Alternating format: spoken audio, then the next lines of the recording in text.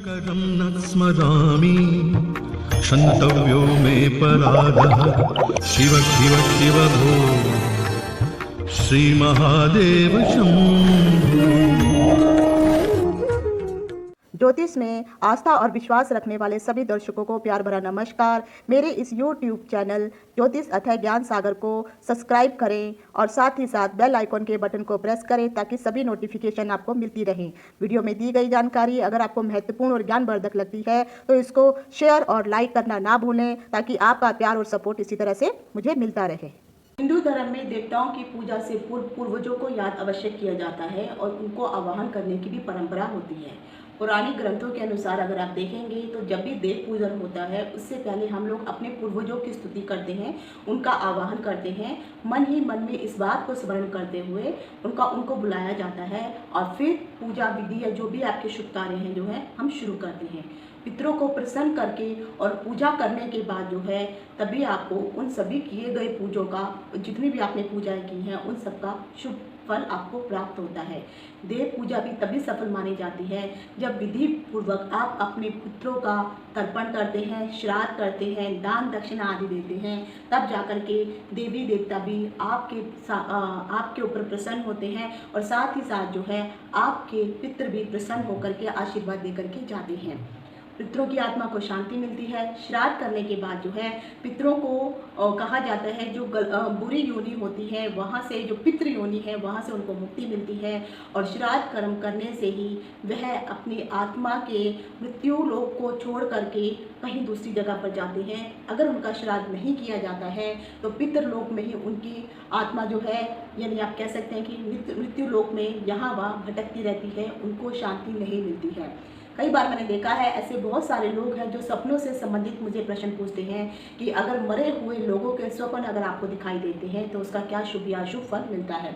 बहुत बार लोगों ने मुझे सपनों के बारे में यहाँ तक भी कहा है कि मैडम हमें सपनों में अपने मरे हुए माता पिता या पूर्वज दिखाई देते हैं। तो हमेशा मैं उनको यही कहती हूँ, अगर वो प्रसन्न मुद्रा में आपको दिखाई दे रहे हैं तो इसका अर्थ है वो आपके ऊपर खुश हैं। आपने जो भी आपके ऊपर जो जिम्मेदारियाँ सौंप के गए हैं आपने उन जिम्मेदारियों को अच्छे से पूरा किया है, इसीलिए आपको प्रसन्न मुद्रा में दिखाई दे रहे हैं। लेकिन वहीं पर अगर आपके पितृ स्वप्न के माध्यम से आपको दुखी दिखाई दे रहे हैं, कुछ कष्ट में दिखाई दे रहे हैं, तो समझ सकते हैं कि वो भी कहीं ना कहीं दुखी हैं। चाहे वो ऊपर परलोक में ही है लेकिन वहाँ पे भी वो दुखी हैं। तो इसीलिए शास्त्रों में ये विधि विधान बनाया गया है कि जब भी पितृपक्ष का समय होता है, मैंने आपको पिछले वीडियो में बहुत ही डिटेल से बताया था कि किस प्रकार से पितृपक्ष का समय आता है और कैसे वो लोग धरती पर आते हैं और कैसे वापस पुनर्गमन करते हैं।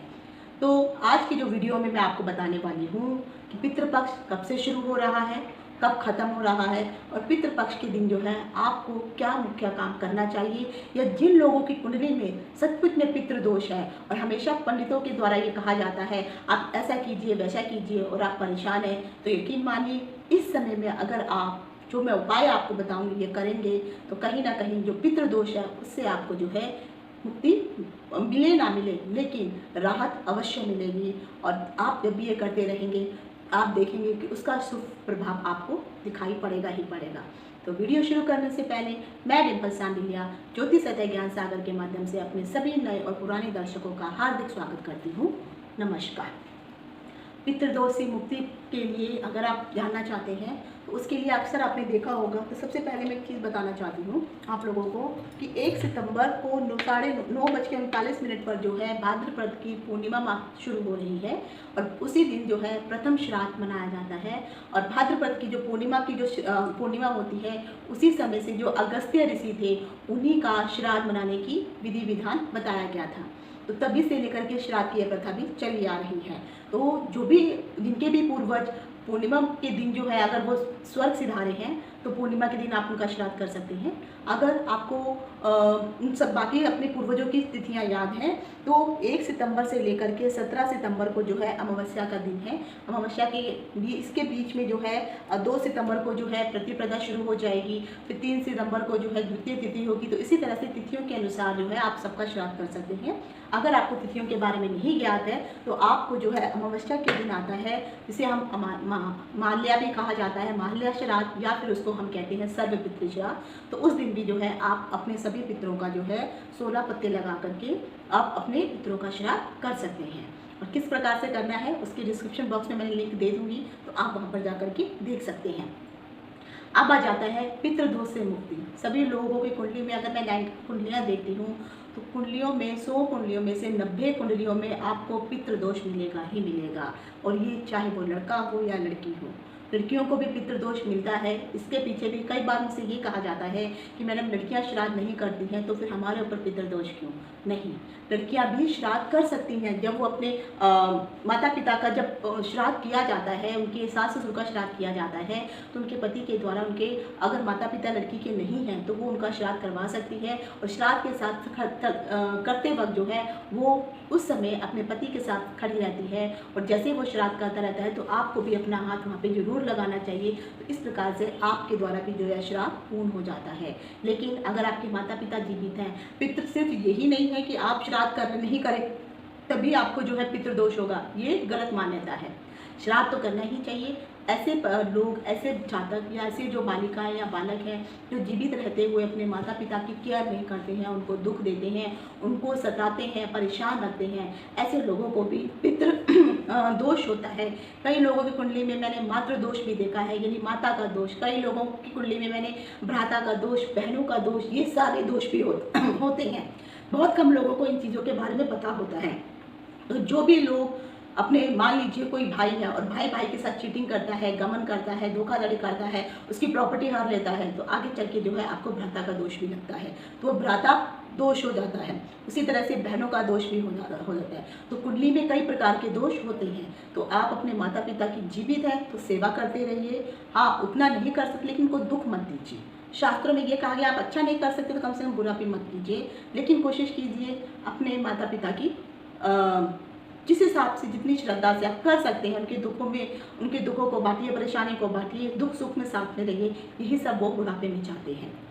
तो जिन भी कुंडली जातकों की कुंडली में पितृ दोष है, तो पितृ दोष के कारण जो है आपकी कुंडली में बहुत सारे जो है अशुभ योगों का निर्माण हो जाता है, और उन्हीं योगों के कारण जो है आपकी कुंडली में अगर शुभ योगों का निर्माण भी हो रहा है तो पितृ दोष आकर के या अन्य दोष आकर के उन निर्माणों को जो है कहीं ना कहीं जो शुभ योग बन रहे होते हैं उनको भी वो कम कर देते हैं। उसके प्रभाव, उनके शुभ प्रभाव को वो कहीं ना कहीं वो कम कर देते हैं, जिसके कारण उस व्यक्ति का या उस जातक का जीवन जो है संकटों से भरने लगता है, धन की हानि होने लगती है, रोग उत्पन्न होने लगते हैं, कला कलेश होता है, तनाव होने लगता है, बुरी तरह से वो फालतू के प्रपंचों में फंस जाता है, परेशान होने लगता है, मान सम्मान में कमी होने लगती है। और इसी कारण आपको फिर जब कुंडली आप दिखाते हैं तो लोग, फिर पंडितों के द्वारा कहा जाता है कि आपने अपने पितरों की पूजा नहीं की या पितृ तर्पण नहीं किया अच्छे से, या आपके पिछले जन्म में आपने अपने माता पिता को सताया है, इसी कारण आपकी कुंडली में पितृदोष का निर्माण हुआ है। तो जो पितृदोष का जो यहाँ तक कहा जाता है कि लोगों को फिर कहा जाता है कि आप गया जाइए, वहाँ पे पितृ तर्पण कीजिए और फिर पितृदोष समाप्त हो जाएगा। ऐसा नहीं होता है कि आप वहाँ पर जाएंगे और एक बार करके आगे और फिर आपको पितृदोष समाप्त हो जाएगा, ऐसा नहीं है। माता पिता जीवित है, अभी भी समय है, उनकी सेवा कीजिए तो धीरे धीरे वहाँ पे प्रभाव कम होता है। दूसरा कि पितृपक्ष की जो शुरुआत है, जैसे मैंने कहा कि 1 सितंबर से हो रही है, और पंचांग के अनुसार जो है मैंने तिथियाँ भी यहाँ पे आपको बता दी हैं। तो अब भी कभी अगर आपके माता पिता या आपके पूर्वज जो जिंदा नहीं हैं, माता पिता जिंदा है, अगर माता पिता उनका श्राद्ध कर रहे हैं तो श्राद्ध में बैठिए, उनका साथ दीजिए, देखिए कैसे हो रहा है, उस विधि विधान को भी सीखिए। आगे चल के ये चीज़ें आपको भी करनी है कि जो मनुष्य आया है वो जाएगा भी जरूर। तो उसी प्रकार से जब भी श्राद्ध होगा, श्राद्ध के समय आप बैठिए। अगर आपके माता पिता जिंदा नहीं हैं तो आप उनका श्राद्ध कीजिए, अपनी पत्नी को बोलिए, उनके लिए भोजन या जिस प्रकार से आप करते हैं तिल युक्त जल सबसे महत्वपूर्ण माना जाता है वो दीजिए, और उसके बाद जो है आप उनका श्राद्ध अवश्य कीजिए। तिथियाँ नहीं पता है, अमावस्या का जो सर्वपितृ श्राद्ध है वो आप कर सकते हैं। जिन लोगों के भी कुंडली में पितृदोष है, अगर आपको दिखाई दे रहा है तो पितृदोष की मैं 2-3 निशानियाँ आपको बताती हूँ।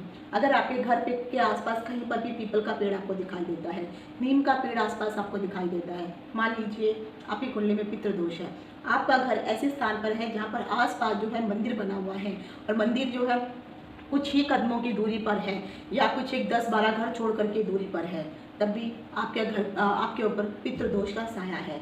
और यहाँ तक तो कभी कभी जो है गुरु यानी हमारे जो देवताओं का भी दोष आपके ऊपर लग जाता है। जिन लोगों ने पिछले जन्म में देवताओं की मूर्तियाँ तोड़ी होती हैं, अखंडित की हुई होती हैं, चोरी की हुई होती हैं, ऐसे लोगों के ऊपर जो है देवता दोष भी लगता है। तो पितृदोष और ये देवता दोष और बाकी के जो दोष मैंने बताए हैं, इनके कारण जो मैंने अभी तक प्रॉब्लम बताई हैं ये आपके जीवन में आना शुरू हो जाती हैं। लेकिन श्राद्ध का समय एक ऐसा समय है कि आप पितृदोष का जो है कहीं ना कहीं आप निवारण कर सकते हैं। इसीलिए कहा जाता है कि जब भी अमावस्या का समय हो, अमावस्या की जो तिथि होती है वो पितरों के लिए उसके देवता ही पितृ होते हैं, और जो पितरों के जो सबसे बड़े स्वामी होते हैं उनका नाम होता है आर्यम्मा।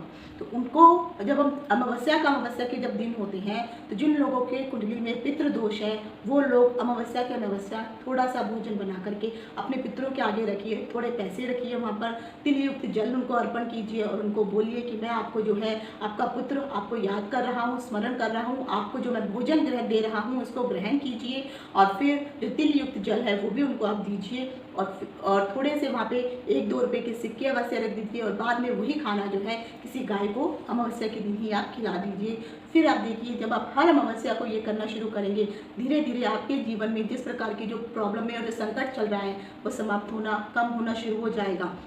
और जो श्राद्ध का जो ये समय होता है, इस समय अगर आप लोग जो हैं भारतीय धर्म शास्त्र के अनुसार जितने भी कर्म कांड बताए गए हैं, क्योंकि हमारे जो पितृ हैं वो देव के स्वरूप माने जाते हैं, इसीलिए पितृ पक्ष के दिनों में पितरों को नियमित रूप से अगर आप उनका दान करते हैं, तर्पण करते हैं, श्राद्ध आदि करते हैं, लेकिन उस सब में आपकी श्रद्धा का होना भी बहुत जरूरी है। अगर आप मन माने ढंग से कर रहे हैं तो छोड़ दीजिए, फायदा नहीं है, लेकिन करिए तो मन से करिए। तो पितृ पक्ष में किया गया जो भी श्राद्ध कर्म होता है उसके कारण आपका जो भी संसारिक जीवन है वो धीरे धीरे सुखमय बनना शुरू हो जाएगा, वंश में वृद्धि होनी शुरू हो जाएगी। जिनके बच्चे जिन माता पिता के बच्चे उनका कहना नहीं मानते हैं, परेशान करते हैं, तो धीरे धीरे बच्चे भी सही राह पर आने लगेंगे, और पितरों का जब दान तर्पण आदि इत्यादि करने शुरू करेंगे आप, कहीं ना कहीं अगर आप देखेंगे तो आपके ऊपर और आपके परिवार के ऊपर उनकी सुख कृपा दृष्टि रहेगी, वो आपको अपना आशीर्वाद देंगे। और श्रद्धा के साथ किया गया जो भी कार्य होता है, चाहे आप श्राद्ध ही कीजिए,